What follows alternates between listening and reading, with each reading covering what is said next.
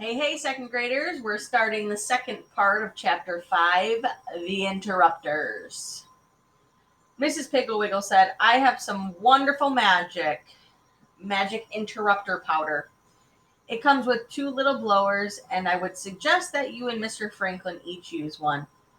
At the dinner table, when you start to talk, have Mr. Franklin blow the powder at the children. When he talks, you blow the powder on the children. There will be no interrupting, I'll guarantee. Why don't you send Benji and Stevie over for it now, while it's still light outside? Mrs. Franklin said she would. Thanks, Mrs. Piggle-Wiggle, and hung up.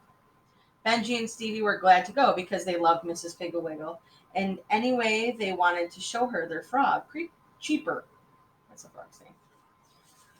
While they were gone, Mrs. Franklin and Sally washed the dishes, and Mr. Franklin read this newspaper.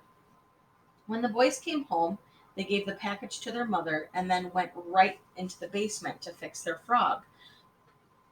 Because Mrs. Piggle-Wiggle had given them a box of frog food and were anxious to see if Cheaper would eat it. They asked Sally to come to the basement with them, and she had a map to draw, so she went up to her room. When they were alone, Mr. and Mrs. Franklin opened Mrs. Piggle-Wiggle's package. It contained a little can of powder and 2 little blowers. The directions said, interrupter powder. Place a small amount of the powder on the bowl of the blower, and when you wish to stop the interrupter, blow a little of the powder in the face. The powder cannot be seen or felt by the wiser to blower cannot be seen or felt, but it is wiser to blow it when the interrupter is not looking. Mr. and Mrs. Franklin were most anxious to try the magic powder, but knew it would be wiser to wait until breakfast time in the morning. So they sent the children to bed early and spent the rest of the evening in a blissful, uninterrupted quiet. Just before they went to bed, they filled their little magic blowers and put them on the table in the upper hall, where they wouldn't forget them. The next morning, they could hardly wait for the children to come to breakfast to begin interrupting.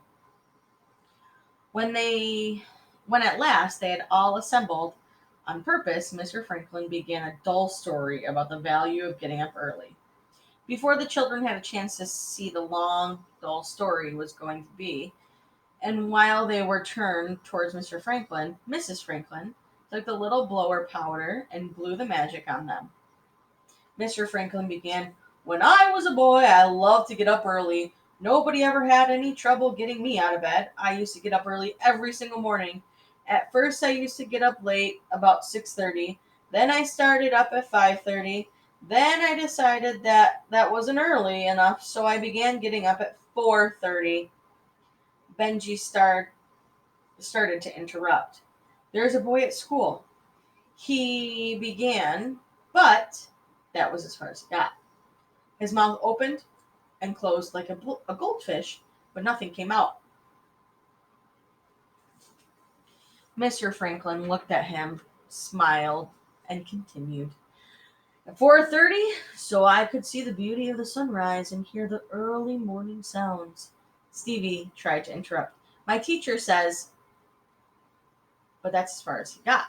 His mouth opened and shut and snapped open and shut and open and shut like a spectacle case, but no sound came out.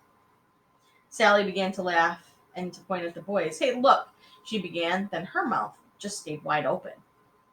She looked at the board with the knot hole in it.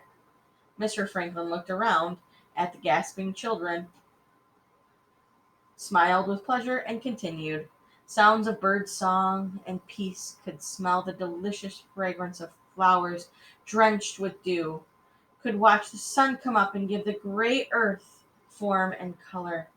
He finished his story in complete, uninterrupted silence. All right, we're going to come back for the next part of this chapter next time.